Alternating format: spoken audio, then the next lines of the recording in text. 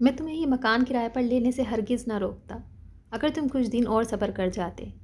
مالک مکان یہی بات بار بار دہرائے جا رہا تھا۔ دیکھیں بشیر صاحب، میری بات سمجھنے کی کوشش کریں۔ میرے پاس اس وقت رہنے کے لیے کوئی ٹھکانہ نہیں ہے۔ آپ مہربانی فرما کر یہ مکان مجھے کرائے پر دے دیں۔ یہ آپ کا احسان ہوگا مجھ پر، اور کرایہ میں آپ کو 2 مہینے کا ایڈوانس دے دوں گا۔ بس آپ راضی ہو جائیں۔ میں نے اپنی مجبوری ظاہر کرتے ہوئے کہا۔ دیکھو برخوردار، بات کرائے کی نہیں ہے، اور بھی بہت سی باتیں ہیں اس مکان میں۔ کل کو اگر تمہیں کچھ ہو گیا تو ساری بات براہ راست مجھ پر آئے گی کہ میں نے تمہیں آگاہ نہیں کیا تھا۔ میں تم سے پہلے بھی کہہ چکا ہوں کہ 8-10 دن صبر کر لو، پھر بے شک رہ لینا، مجھے کوئی اعتراض نہ ہوگا۔ ایسی کیا بات ہے اس مکان میں کہ آپ مجھے روکنے پر بضد ہیں؟ میری مجبوری آپ کے سامنے ہے، میں بھلا اب کہاں جاؤں گا؟ اور کیا حرج ہے اگر 8-10 دن پہلے یعنی آج سے میں یہ مکان لے لوں؟ اگر 8-10 دن بعد مجھے اس مکان میں آنا ہے تو آج کیوں نہیں؟ اب میں تمہیں کیسے سمجھاؤں؟ ایک ہی بات کی رٹ لگا رکھی ہے کہ مجھے یہ مکان آج ہی چاہیے۔ دیکھو برخوردار، آج جولائی کی 8 تاریخ ہے۔ اگر تم 20 کے بعد آؤ تو ٹھیک ہے، مکان میں آج ہی تمہارے حوالے کرتا ہوں۔ اگر اس سے پہلے یعنی آج ہی سے اگر تم اس میں رہائش اختیار کرتے ہو تو نقصان پہنچنے کے ذمہ دار بھی تم خود ہوگے، اور یہ بات تمہیں محلے کے چند افراد کے سامنے کہنی ہوگی، ورنہ بعد میں تو یہ لوگ میرا جینا حرام کر دیں گے۔ میں نے مالک مکان کی شرط مان لی اور محلے کے چند افراد کے سامنے یہ کہہ دیا کہ یہ مکان میں اپنی مرضی سے لے رہا ہوں۔ اگر مجھے کچھ ہو گیا تو اس کی ذمہ داری بھی مجھ پر ہی ہوگی۔ مالک مکان ہر قسم کی فکر سے آزاد ہے۔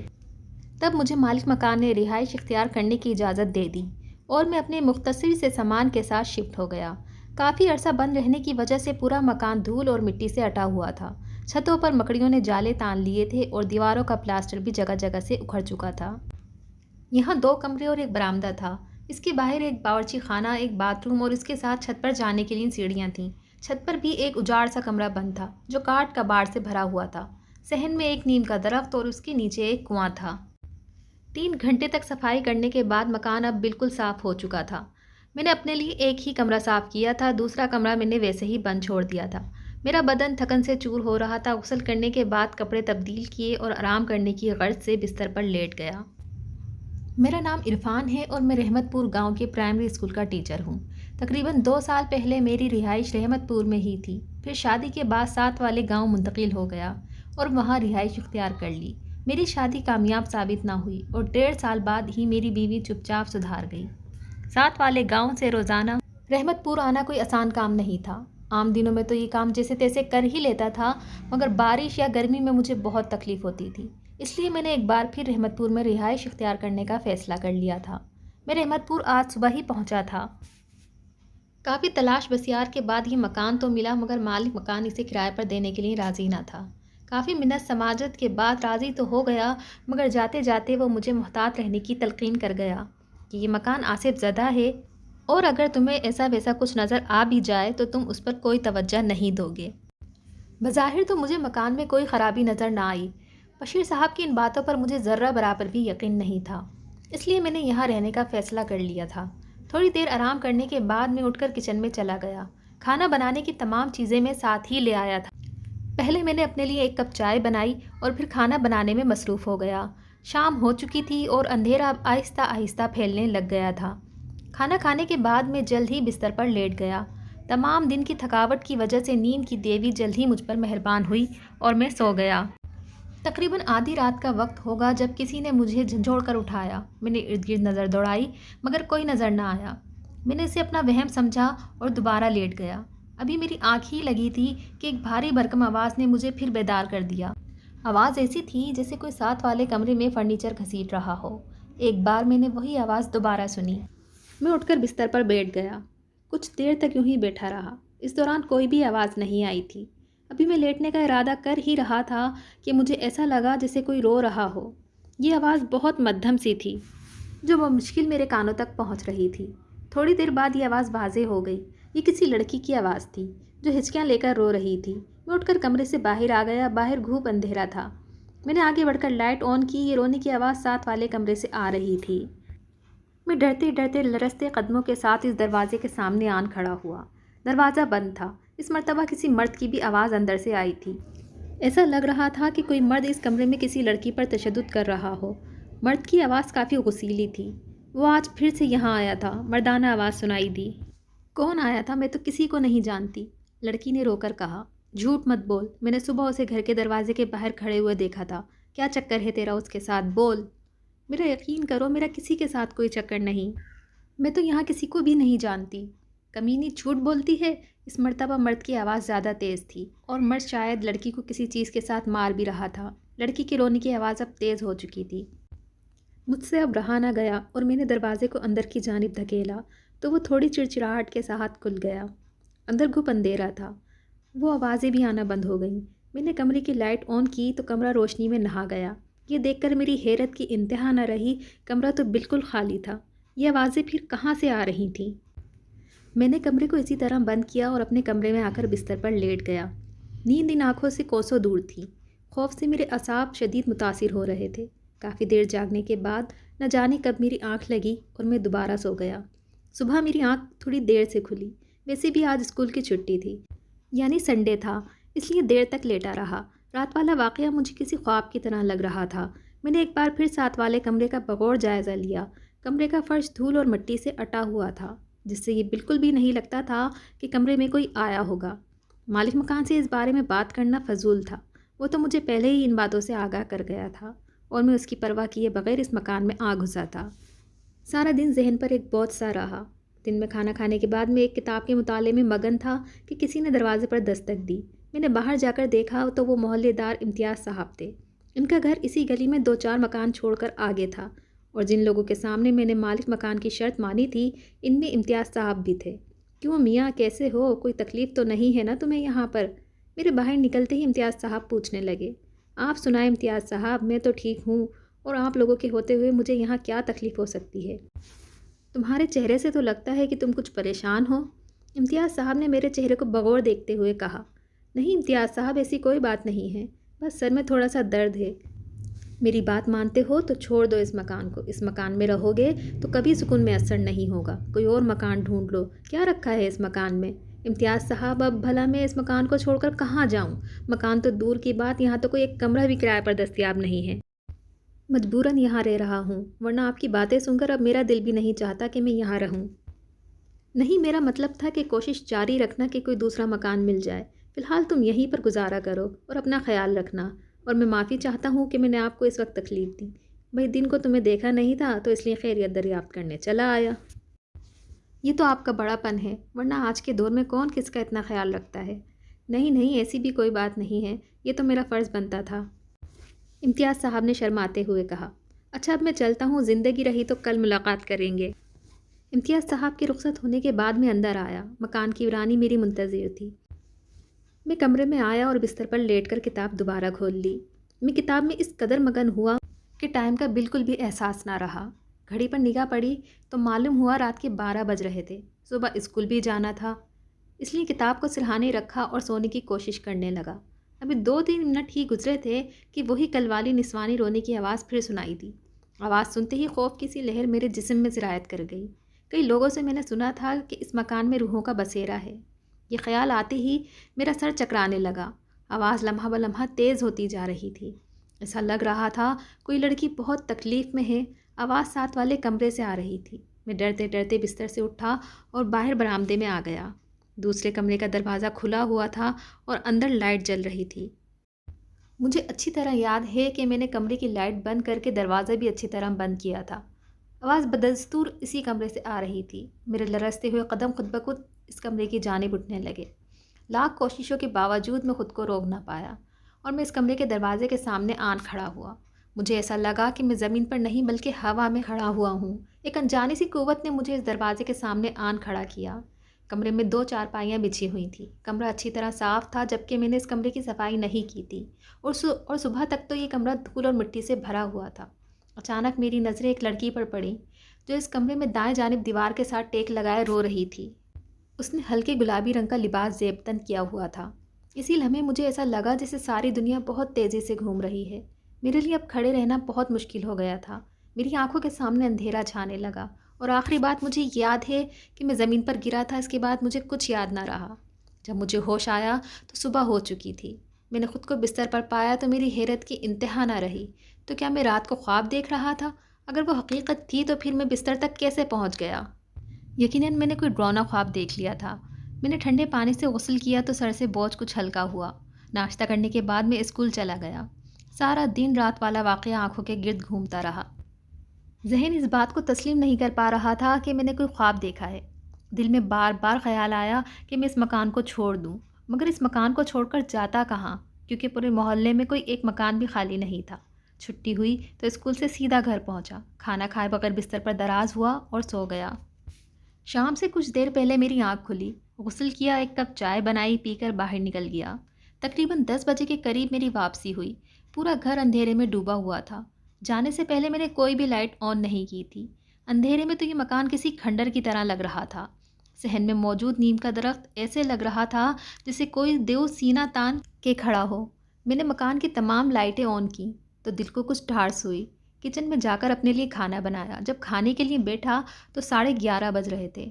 अभी मैं खाने से फारिग ही हुआ था कि फिर वही आवाज़ें सुनाई दी, लड़ाई झगड़े की, जो साथ वाले कमरे से आ रही थी।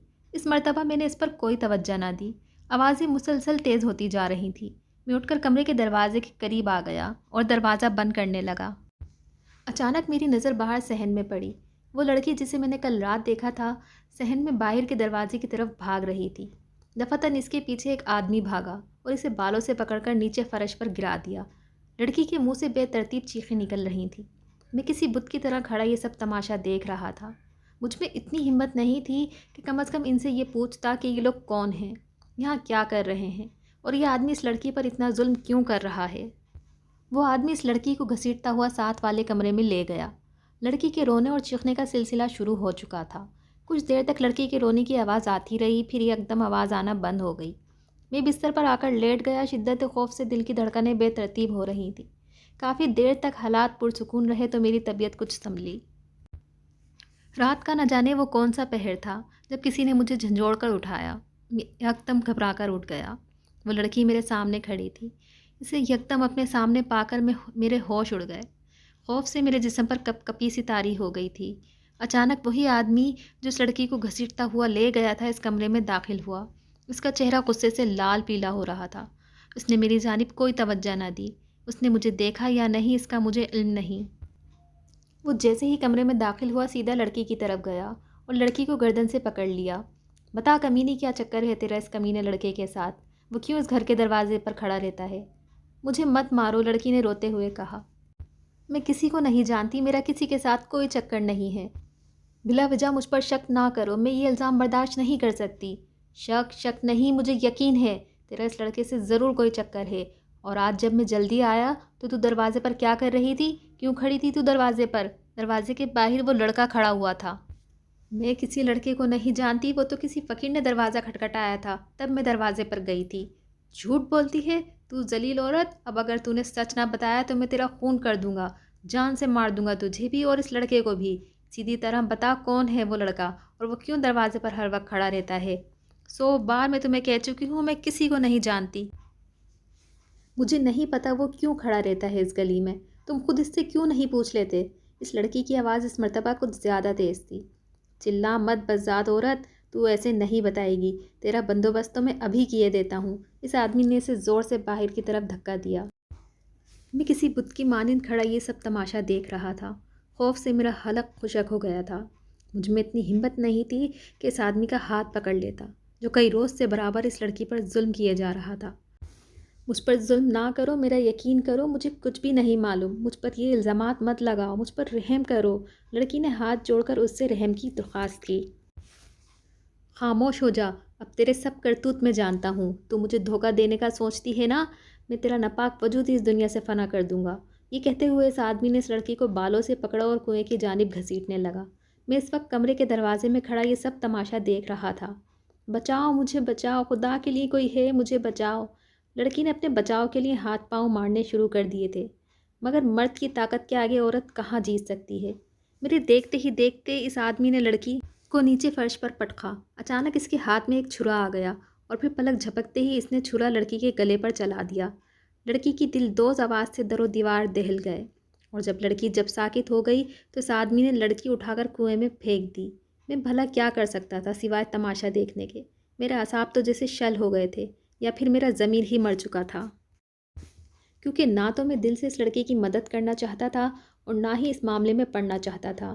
شاید یہی خیال میرے دماغ پر بھی اثر انداز ہوا اور میں کوشش کے باوجود اپنے جسم کو جنبش دینے سے قاصر تھا۔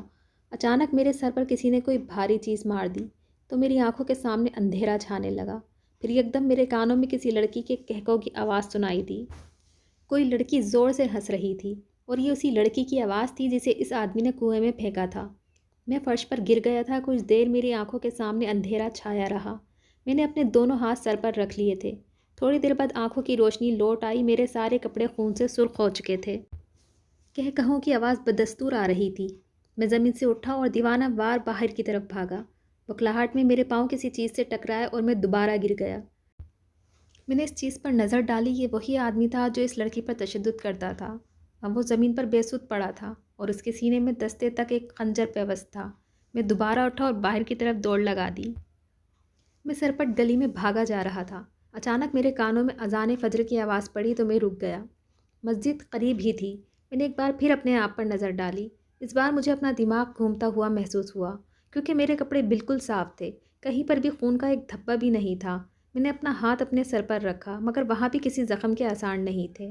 میں نے اپنے تمام جسم کو جلدی جلدی ٹٹولا، کہیں پر بھی کوئی زخم نہیں تھا۔ مجھے اب اپنے آپ پر شبہ ہونے لگا، کہیں میں پاگل تو نہیں ہوتا جا رہا؟ اگر ابھی تک نہیں ہوا تو اس مکان میں رہتے ہوئے چند روز میں ضرور پاگل ہو جاؤں گا۔ میں نے مسجد جا کر باجماعت نماز ادا کی اور روتے ہوئے اللہ تعالیٰ سے دعا کی کہ مجھے اس عذاب سے نجات دلا دے۔ نماز پڑھنے کے بعد کافی دیر تک میں مسجد میں بیٹھا رہا۔ سب لوگ آہستہ آہستہ جا رہے تھے۔ جب روشنی مکمل طور پر پھیل گئی تو میں مسجد سے اٹھا اور گھر کی طرف چل دیا۔ گھر پہنچا تو خلاف توقع سب کچھ پرسکون تھا۔ جہاں پر میں نے لاش پڑی ہوئی دیکھی تھی وہاں پر کچھ بھی نہیں تھا۔ میں نے ایک بار کنویں میں بھی جھانک کر دیکھا۔ کنویں میں بھی کچھ نہیں تھا اور ایسا بھی لگتا بھی نہیں تھا کہ اس میں کوئی چیز گری ہوگی۔ نیم کے زرد رنگ کے پتے پانی کے اوپر تیر رہے تھے۔ کسی بھی جگہ کوئی بھی نشان یا کوئی بھی چیز نہیں نظر آتی تھی جس سے ظاہر ہوتا کہ یہاں رات کو کچھ ہوا تھا۔ ناشتے وغیرہ سے فارغ ہو کر میں اسکول چلا گیا۔ چھٹی کے بعد بھی دل نہیں کر رہا تھا کہ میں اس گھر میں واپس جاؤں۔ اس مکان سے تو بہتر تھا کہ میں اسکول کے کسی کمرے میں رہ لیتا۔ اس وقت مجھے سخت بھوک لگی ہوئی تھی، اس لیے گھر جانے کے سوا میرے پاس کوئی چارہ نہیں تھا۔ گھر میں داخل ہوتے ہی عجیب سی کیفیت مجھے اپنے اوپر حاوی ہوتی ہوئی محسوس ہوئی اور جیسے جیسے وقت گزرتا گیا مجھ پر ہیبت طاری ہوتی گئی۔ رات آنے کے خیال سے ہی دل کی دھڑکنیں تیز ہوتی گئیں۔ میں نے دل ہی دل میں فیصلہ کر لیا میں اس کمرے کا دروازہ سختی سے بند کر کے سویا کروں گا اور خواہ باہر کچھ بھی ہو میں باہر نہیں نکلوں گا۔ اس فیصلے پر عمل کرتے ہوئے رات کو میں نے کمرے کا دروازہ بند کیا اور بستر پر لیٹ گیا۔ کافی دیر تک جاگتے رہنے کے بعد معلوم نہیں کب میری آنکھ لگی اور میں سو گیا۔ جس وقت میری آنکھ کھلی اس وقت صبح کے 7:30 بج رہے تھے۔ میں نے دل ہی دل میں خدا کا شکر ادا کیا کہ یہ رات تو پرسکون گزری، شاید اللہ نے میری سن لی تھی۔ دوسری رات بھی پرسکون طریقے سے گزر گئی، کوئی ناخوشگوار واقعہ نہیں ہوا۔ صبح کو میں نے ساتھ والے کمرے کا دروازہ کھولا اور اس کمرے کی تمام چیزوں کا بغور جائزہ لینے لگا۔ ایک چارپائی کے سرہانے مجھے طے کیا ہوا ایک کاغذ ملا جس پر بہت تفصیل سے کچھ لکھا ہوا تھا۔ اسے پڑھنے کے لیے اس وقت میرے پاس بالکل بھی ٹائم نہیں تھا۔ اسکول سے واپسی پر کھانا کھانے کے بعد جب میں نے جیب سے وہ طے کیا ہوا کاغذ نکالا اور پڑھنے لگا، تحریر کچھ یہ تھی: مجھے یقین ہے کہ میں زیادہ دن زندہ نہیں رہوں گا۔ ایک تو میں خود جینا نہیں چاہتا اور دوسرا صدیقہ کی روح مجھ سے انتقام لینے کے لیے بے چین ہے کیونکہ اس بے گناہ کو میں نے خود اپنے گناہ گار ہاتھوں سے قتل کیا تھا۔ اس کی بے گناہی کا مجھے اس وقت اندازہ ہوا جب پانی سر سے گزر گیا تھا۔ صرف ایک غلط فہمی کی وجہ سے میں اس معصوم پر شک کرتا رہا اور اسی شک کی بنا پر وہ میرے ہاتھوں قتل ہوئی۔ 2 سال پہلے ہی میری صدیقہ سے شادی ہوئی تھی۔ وہ ایک وفا شعار اور پیار کرنے والی بیوی ثابت ہوئی تھی۔ چند روز پہلے میں غلط فہمی کا شکار ہوا اور اپنی معصوم صورت والی پاک سیرت بیوی پر شک کیا۔ ہوا کچھ یوں تھا کہ ایک دن صبح میں جب گھر سے نکلا تو اپنے گھر کے سامنے ایک لڑکے کو کھڑے ہوئے پایا۔ اس روز میں نے اس پر کوئی توجہ نہ دی۔ شام کے قریب جب میں گھر پہنچا تو اس لڑکے کو پھر بھی گلی میں کھڑے ہوئے پایا۔ مجھے دیکھ کر وہ یکدم گھبرا کر چلتا بنا۔ میں نے پھر بھی برا نہیں مانا۔ جب آئے روز اس لڑکے کو اپنے گھر کے سامنے کھڑے ہوئے پاتا تو ذہن میں طرح طرح کے خیالات آنے لگے۔ مجھے کچھ شک سا ہونے لگا کہ کہیں اس کا صدیقہ سے کوئی چکر تو نہیں۔ بس اسی شک نے میرے دماغ میں ڈیرے ڈال لیے جس سے میرے مزاج میں کچھ چڑچڑاپن سا پیدا ہو گیا۔ اب صدیقہ کی کوئی بھی بات مجھے اچھی نہیں لگتی۔ وہ مجھ سے پیار بھرے لہجے میں باتیں کرتی مگر مجھے اس کا یہ پیار جھوٹا لگنے لگا تھا۔ मैं उसके अंदर छुपी हुई फरेबी और मक्कार औरत देखना चाहता था। मेरे सख्त रवैये के बावजूद इसने कोई शिकायत नहीं की और न कभी पूछा कि अचानक ये तब्दीली कैसे हुई। एक रोज़ जब मैं घर में दाखिल हुआ तो सिद्दीक़ा को दरवाजे पर खड़े हुए पाया। वो लड़का बाहर बदस्तूर मौजूद था। इस वक्त मैं अपने गुस्से को ज़ब्त ना कर सका और सिद्दीक़ा को बालों से पकड़कर अंदर ले आया। मेरे पूछने के बावजूद इसने कुछ ना बताया। वो रोती रही और अपनी बेगुनाही का यकीन दिलाती रही, मगर मेरी आंखों पर तो पर्दे पड़ चुके थे। इस वाक़े के बाद वो मुझसे कतराने लगी और कुछ दूर दूर सी रहने लगी। जब मैं कमरे में होता तो वो बाहर चली जाती और अगर मैं बाहर होता तो वो किसी न किसी काम में लगी रहती या कमरे में चली जाती। मैंने एक बार इसे बिठाकर प्यार से पूछा कि अगर वो इस लड़के से प्यार करती है तो मैं उसकी राह में रुकावट नहीं बनूंगा, छोड़ दूंगा उसे, मगर उसने फिर भी कुछ ना बताया और ख़ुद को इन बातों से अनजान जाहिर किया। मैं जब भी इस लड़के को घर से बाहर खड़े हुए देखता तो मेरा खून खोलने लगता। घर में दाखिल होते ही मैं हंगामा मचा देता और अब तो मैंने सिद्दीक़ा को मारना पीटना भी शुरू कर दिया था। वो चुपचाप मेरा हर जुल्म सहती गई और बदस्तूर मुझे अपनी बेगुनाही का यकीन दिलाती रही, मगर मेरी आंखों पर तो पर्दे पड़ चुके थे। मुझे उसकी बेगुनाही का ज़र्रा बराबर भी यकीन नहीं था। वो रोज़ाना मेरे हाथों पिटती रही और इसी तरह एक रात मार पीट करके मैंने उसे कत्ल कर दिया। कत्ल के बाद मैं उसकी लाश लेकर रात की तारीकी में दरिया पर पहुंचा और उसे एक बोरी में डालकर एक भारी पत्थर की साथ डालकर बोरी को दरिया के सुपुर्द कर दिया। इस तरह सिद्दीक़ा का किस्सा ख़त्म हो गया। सिद्दीक़ा का इस दुनिया में मेरे अलावा कोई दूसरा ना था, इसलिए मुझे इस तरफ से कोई खौफ ना था। इसके बारे में मुझसे पूछने वाला कोई नहीं था। एक रोज़ जब मैं घर आ रहा था तो गली में एक हुजूम देखकर ठिठक गया। बहुत से लोग हमारे घर के दरवाजे के बाहर जमा थे। मैं लरजते कदमों के साथ इस हुजूम तक पहुंचा। पता चला कि हमारे पड़ोसी शकूर साहब, जिसका घर हमारे घर के बिल्कुल साथ था, की बेटी किसी के साथ भाग गई है और वो भी इस लड़के के साथ जिसे शकूर साहब ने बारहा अपने घर के बाहर खड़े हुए पाया था। इस लड़की का इसके साथ कोई चक्कर चल रहा था। ये खबर मुझ पर बिजली बनकर गिरी। कितना बड़ा जुल्म मेरे हाथों हो गया था। मुझे अपने हाथों से नफरत सी होने लगी। सिद्दीक़ा की रूह मुझे रोज़ाना नज़र आती है। वो मुझे डराती है, कहती है कि मैं तुझसे अपने ऊपर किए गए हर जुल्म का बदला लूँगी, मगर अभी तक उसने मुझे क्यों नहीं मारा ये मैं नहीं जानता। मगर मैं अब खुद भी मर जाना पसंद करता हूँ। मैंने सिद्दीक़ा की रूह से हाथ जोड़कर कहा कि वो मुझे मार दे, इसकी रूह को कुछ तस्कीन मिल जाएगी, मगर शायद वो मुझे मारना नहीं चाहती, क्योंकि वो अब भी मुझसे इतनी ही मोहब्बत करती है जितनी पहले किया करती थी। मुझे अपने आप से नफ़रत हो गई है। मुझे इस ज़िंदगी से भी नफ़रत हो गई है। मैं अब ज़िंदा रहना नहीं चाहता। मुझे यकीन है जब तक मैं ज़िंदा रहूँगा सिद्दीक़ा की रूह मुझे नहीं मार सकेगी। वो मुझे कभी नुकसान नहीं पहुँचाएगी, क्योंकि वो मुझसे मोहब्बत करती है और अब तो शायद मुझे भी उससे मोहब्बत हो गई है। मैं उसके बगैर ख़ुद को इस दुनिया में तन्हा तसव्वुर करता हूँ। मुझे अब इसके बिना एक एक पल सदियों के बराबर लगता है, मगर मैंने भी एक फ़ैसला कर लिया है। मैं भी ये दुनिया छोड़ के सिद्दीक़ा के पास चला जाऊँगा और इस पर किए हुए हर जुल्म के सदक दिल से माफ़ी मांगूंगा। मुझे यकीन है कि वो मुझे माफ़ कर देगी। बदनसीब सलमान सिद्दीकी।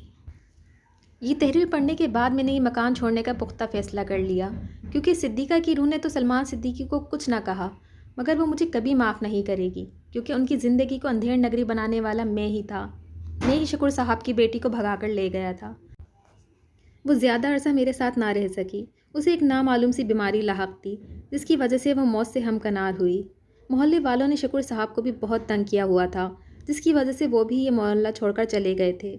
शकूर साहब के अलावा मोहल्ले का कोई दूसरा शख्स ये नहीं जानता था कि उसकी बेटी किसके साथ भागी है, इसलिए दोबारा इस मोहल्ले में रहने में मुझे कोई परेशानी नहीं थी।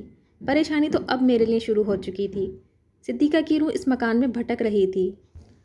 अपने ऊपर बीतने वाले हालात से सिद्दीक़ा ने एक मर्तबा फिर ख़ुद को दो चार किया था, शायद इसलिए कि वो मुझे एहसास दिलाना चाहती थी कि मेरी इस गलती की वजह से उनका घर उजड़ गया था। शायद मैं अपने किए पर नादिम हो जाऊं और उससे माफ़ी मांग लूं, मगर ये बात इस वक्त मेरे जहन में ना आ सकी। अपनी आंखों से उनका घर उजड़ता देखकर भी मुझे अपने किए पर शर्मिंदगी नहीं थी। मैंने तो सिर्फ पसंद की शादी की थी। इनके घर के मामलात का ज़िम्मेदार मैं नहीं था, मगर सिद्दीक़ा की रूह शायद मुझे कसूरवार ठहरा रही थी। मुझे अब भी नहीं लगता था कि सिद्दीक़ा की रूह मुझे कोई दूसरा मौका दे, इसलिए मैं जल्द अज जल्द इस मकान से जान छुड़ाना चाहता था। मुझे सिर्फ आज की रात यहाँ गुजारना थी। रात को मैंने अपने कमरे की तमाम खिड़कियाँ दरवाजे बंद कर दिए थे। रात का न जाने कौन सा पहर था। मुझे ऐसा लगा कि मेरे साथ कोई और भी सो रहा हो। उसकी गर्म गर्म सांसें मुझे अपने चेहरे पर महसूस हो रही थीं। एकदम घबरा कर मैंने अपनी आँखें खोल ली थी। कमरे में घुप अंधेरा था, जबकि इस मकान में रहते हुए मैंने किसी भी रात को इस कमरे की लाइट बंद नहीं की थी, और आज भी मैंने ये लाइट जलती हुई छोड़ी थी।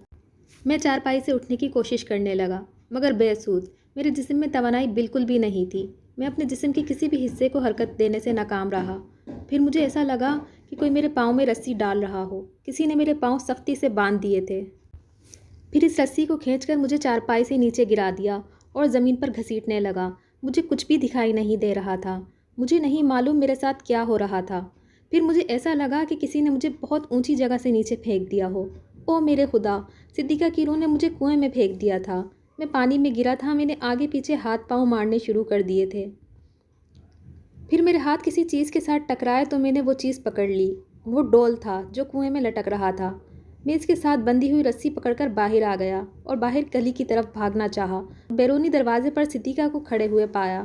وہ میرا راستہ روکے کھڑی تھی۔ اسی لمحے مجھے ایسا لگا کہ میری روح میرے جسم کا ساتھ چھوڑ دے گی۔ خوف سے میرا دماغ معاف ہوتا جا رہا تھا۔ مجھے اپنی موت واضح نظر آ رہی تھی۔ اب صدیقہ ایک کے بجائے مجھے ہر طرف دکھائی دے رہی تھی۔ مجھے اپنا دماغ گھومتا ہوا محسوس ہونے لگا تھا۔ یکدم اس کے ہاتھ لمبے ہوئے اور ان ہاتھوں نے مجھے گردن سے پکڑ کر زمین سے کئی فٹ اوپر اچھال دیا۔ زمین پر گرتے ہی میرے سر میں شدید قسم کی چوٹ لگی اور میری آنکھوں کے سامنے اندھیرا چھا گیا۔ ہوش آنے پر میں نے خود کو ایک ہسپتال میں پایا۔ میرے دونوں بازو کسی نے مضبوطی کے ساتھ پکڑ رکھے تھے۔ میں نے ارد گرد دیکھا، وہ 2 نرسیں تھیں۔ انہوں نے مضبوطی سے مجھے پکڑ رکھا تھا۔ جاؤ شازیہ، ڈاکٹر صاحب کو بلا کر لاؤ۔ ان سے کہو کہ بیڈ نمبر 21 والے پاگل کو ہوش آ گیا ہے۔ جلدی کرو، کہیں یہ ہمیں نقصان نہ پہنچا دے۔ ایک نرس کے یہ الفاظ جیسے مجھ پر بجلی بن کر گرے۔ صدیقہ کی روح نے مجھ سے اپنا انتقام لے لیا تھا۔ مجھے مینٹل ہاسپٹل میں پاگل بنا کر داخل کروا دیا تھا۔ اب میں نے خود کو حالات کے رحم و کرم پر چھوڑ دیا تھا۔ میں نے ان لوگوں سے بالکل بھی یہ نہیں کہا کہ میں پاگل نہیں ہوں، کیونکہ یہ تو ہر پاگل کہتا ہے کہ میں پاگل نہیں ہوں۔ سامعین کرام، اب میں یہ فیصلہ آپ پر چھوڑتا ہوں، ان تمام حالات کی ذمہ داری کس پر عائد ہوتی ہے؟ مجھ پر، صدیقہ پر، یا پھر سلمان صدیقی پر؟ کمنٹس میں ضرور بتائیے گا۔